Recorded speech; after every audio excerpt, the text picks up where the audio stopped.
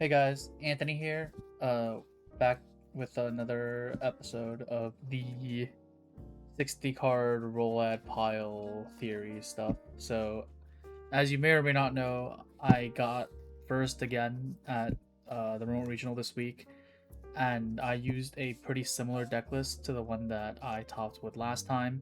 It's still the 4 engine pile of Adventure, Rolad, Mitsurugi, and Diabell Star, and as opposed to like doing like a full deck profile, because like obviously I didn't really change that much. I'll like add what I included in the deck list and then like the small changes I made, but I really just wanted to do more of a discussion video, answer some questions and then like talk about the deck more so than like to tell you, oh, this is good, that is good, because obviously like if we do that, like we don't learn, right? So to first, the changes I made from last time are I cut a pre-prep, I cut a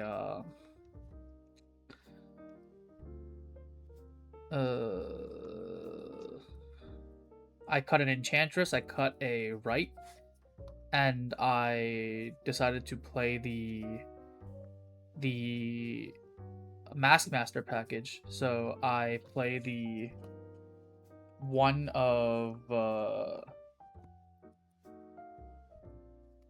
Maskmaster, 2 Nightmare Hands, and the obviously the one of the Foolish Burial. So you might say that I like included another brick in my deck because obviously Maskmaster itself doesn't do anything when it's in the hand, right? But I don't look at it this way because number one, Maskmaster is a card that gives your deck more options. And because this card can bin any spellcaster or illusion, right? Or fiend. So this card can get you into adventure combo if you don't have it and you need it, and this card can get you into the Rolad part of your combo by binning Skull Archfiend, or it can get you to the Mitsu part of your combo by binning the Skull Archfiend to search for Habakiri, or it can get you into Black Chaos, it can get you into Diabell Star by sending them to the graveyard and then becoming a spellcaster, so you can use Celine to or reborn the Diabell Star or use Firewall to add back the Black Chaos. So this card bridges you to basically every single engine in your deck. And what I like about it is if I have like say a Nightmare Hands and a Mitsu starter, I can use the Nightmare Hands to access me into my adventure engine and set up a negate before having to commit to my Mitsu starter. But if I had Nightmare Hands plus a adventure starter, I can set up my adventure negate first and then use my Nightmare Hands to dump Skull Archfiend and then start my Mitsu plays. So this is what I mean by this card gives you a lot of options. And then on to the point of why this card is not necessarily like as big of a brick as people say. For example, you might say, "Oh, why would I play that many Skull Archfiend? Skull Archfiend is like not a real card in the hand, right?" But we have to remember that our deck is built in a way such that as long as we access any of these engines, we have an in-engine way to get rid of these cards into the graveyard. For example, Deception can tribute these out of your hand. Diabell Star can pitch it. Faithful Adventure can pitch it. Mind Shuffle can pitch it. So it's like basically every single way we have of playing the game, we can turn our costs into upsides. And worst comes to worst, we can just put a bunch of link bodies on the field, make Zena, and Zena can pitch this out of our hand. And that makes like that turns like a play that originally gets stopped by one hand trap into a play that pushes through 2 hand traps. So that's like what I like to call like complexity and like diversifying your ways to play and reducing redundancy. So I want to like emphasize on like my rollout ratio. So a lot of people keep asking me why I only play 1 copy of Black Chaos, and obviously it's because, like I said, this engine is very redundant, right? If we draw Black Chaos, we draw Griffo, and we draw Ragged Record of Rights. these are all essentially the same card, because if we get stopped at Mind Shuffle, these cards don't do anything. Now, obviously, because we play the Mitsu engine, Ragged Record of Rights is not necessarily only a Rolad starter. That's why this card is good. But these cards are, in reality, just pure Rolad starters. And Rolad starters just, like, they don't do enough, right? So I want starters that can not only start Rolad, but also start other things. So if you can look at the starters that we play, we actually, like, have, like, a very diversified starter lineup. For example, the pre-prep that can fetch your Rolad stuff or your Mitsu stuff, because it doesn't really do anything when you fetch the Rolad part of the deck. This is basically only a Mitsu starter. So I cut this down. So I ended up including more starters that can, like, do multiple things. For example, Rolad itself doesn't necessarily have to start Rolad, right? I can start Mitsu, and most of the time it's incorrect for the Rolad starters to start Rolad, because they're, like, this is one thing I think a lot of people don't understand. Let's say we play, like, Rolad as a Mina, right? And then we go Griffo effects, and then we set a Mind Shuffle. Where's the Mind Shuffle? We go activate Mind Shuffle, we go effect, and then we add, and we pitch the, where's the ritual spell? We pitch the ritual spell, and then we add a demod. And then we go activate effect, add back. We're just gonna do the 1-card combo, right? We're gonna normal the Grippo. We're gonna make, I see so many people make this combo today, by the way. It's actually, this combo is just so hilariously bad. You go effect, you go banish, you go effect, add back. Okay. So, in addition to losing to, so Mind Shuffle itself loses to Ash.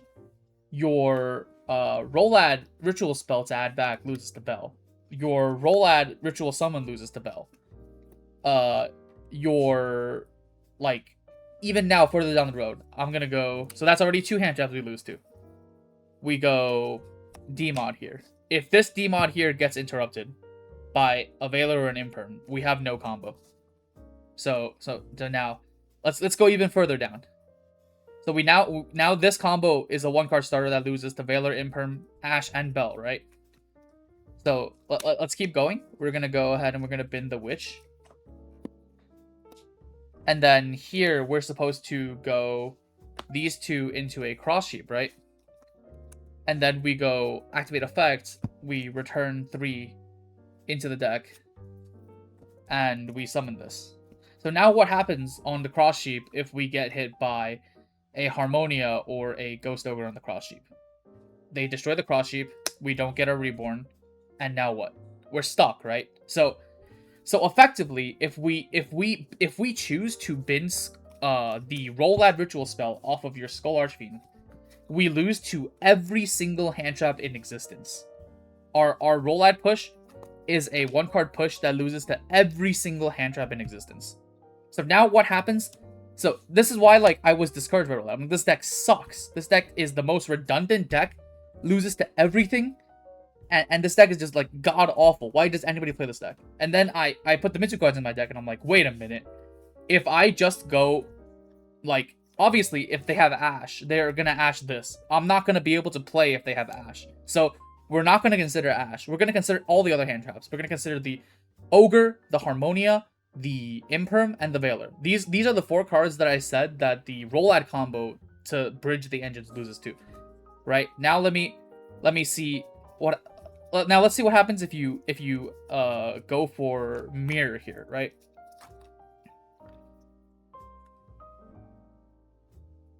Like, what I'm talking about is just like a strictly better combo. Because our Mind Shuffle went through, we know for a fact they don't have Ash. So now our Saji, like, 100% of the time goes through. And then we go grab our Ritual Spell. We go Ritual Spell effect, summon from hand. We bin the Kusanagi and the Aramasa. And then right here, we're still unaffected by Harmonia, Ogre, Imperm, Bell, right? And then we summon from deck. Right here, they still can't do anything about it. The only thing they can interact with this here is still just Ash Blossom. Like, exactly Ash Blossom. And then now we go effect. And here is the first time that Ghost Spell affects us. Right? But if they Ghost Spell is here, we can still... Number one, we can tax them for 1 with Murakumo, right? So, and we can summon back the Skull Archfiend. So we have, like, additional plays. We can still, like, for example, if we summon this here, and they Ghost Spell us on Futsu, we can go summon back the Skull Archfiend. These two go into a Ripperdokus, and we go Ripperdokus, make this a spellcaster. We banish, and we still... So we play past 1 hand trap. So our one card Griffle combo, because we decided to go for Mirror instead of the Rolad ritual, if we get hit by Ghost Spell, at the first moment we get hit by Ghost Spell, which is the Futsu effect, we not only rip them for an extra card, but we also combo through that. Obviously, we don't get the Vitsu part of our end board anymore, but we can still, like, later on, we can go Charmers and we can bring back the Murakumo. So the Murakumo is still, like, a functional part of our end board. And that's, like, extremely good, right? So let's say they don't have Bell. Let's say they go... This results, right? Let's say they have a Harmonia or an Ogre, right? Or like an Imperm. They still just can't Imperm us here, right? So we add Prayers, and we go Prayers, Tribute. Again, if they Bell us, it's the same exact thing, but they still can't do anything here. We add the second Aramasa. Remember, we haven't normal summoned yet, so now, like, we turned our 2 plays into 3 plays. And our opponent still can't do anything about it. And then here, we go Chainlink 1, Chainlink 2, add the mirror back to the deck, and then summon. And then we go Effect, Tribute, Special, Effect, Special. And we add the Purification.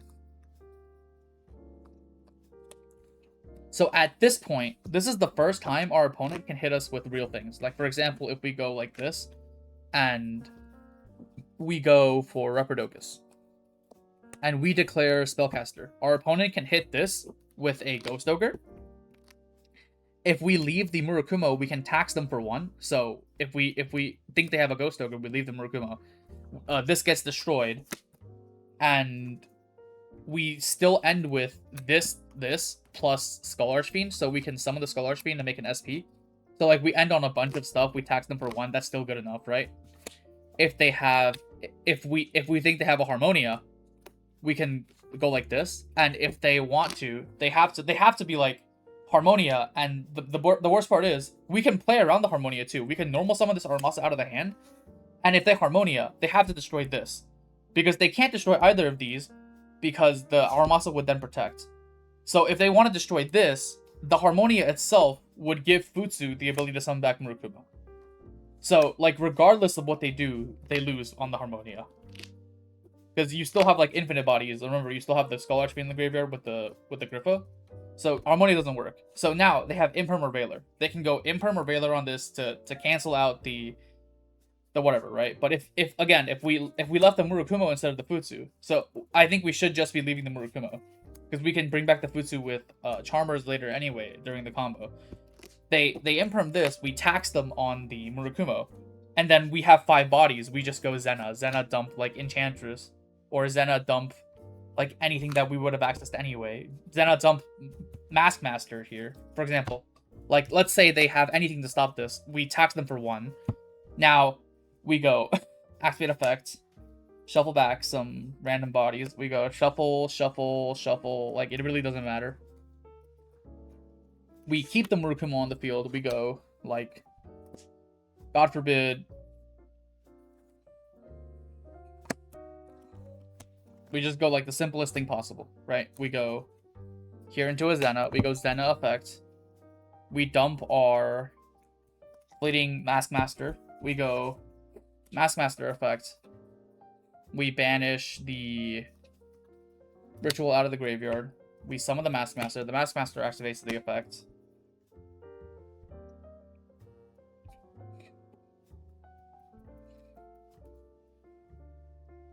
We bin the Enchantress, and then we go Enchantress effect. we go for right. We go right effect. We get the token. Place faithful. And then we go these two into,